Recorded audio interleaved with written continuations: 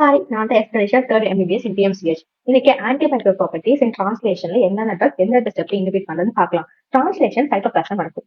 So translation என்ன ஒரு ribosome இருக்கும். அந்த ரைபோசோம்ல வந்து ரெண்டு காம்பனெண்ட். ஒன்று வந்து 30S 50S, இன்னொன்று வந்து ரெண்டு விண்டோ. ஒன்று வந்து பி விண்டோ, இன்னொன்று வந்து ஏ விண்டோ. 3 அமினோ ஆசிட் ஃபார்ம்ஸ் ஒரு கோலம். ஓகேங்களா? ஸோ இந்த 4 ஸ்டெப் இருக்கு. 4 ஸ்டெப்ல ஃபர்ஸ்ட் ஸ்டெப் என்னன்னா இனிஷியேஷன். இனிஷியேஷன் வந்து என்னன்னா ஒரு ஃபர்ஸ்ட் அமினோ ஆசிட் வந்து பி விண்டோவோட பைண்ட் ஆகும்.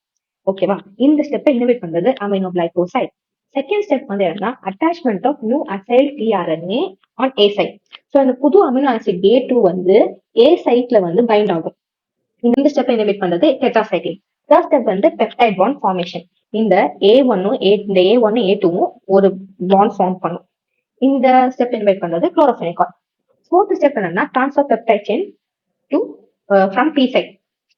இங்க என்னன்னா இந்த பி சைட் ஏ சைட் இருக்கா, இந்த பாண்ட் ஃபார்மேஷனால இந்த A2 வந்து இந்த A1 எடுத்துக்கும்.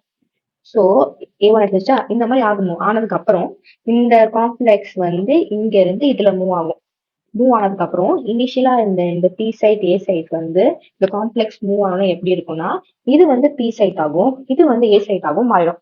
இந்த ப்ராசஸ் இன்டிமேட் பண்ணது எரித்ரோமைசின்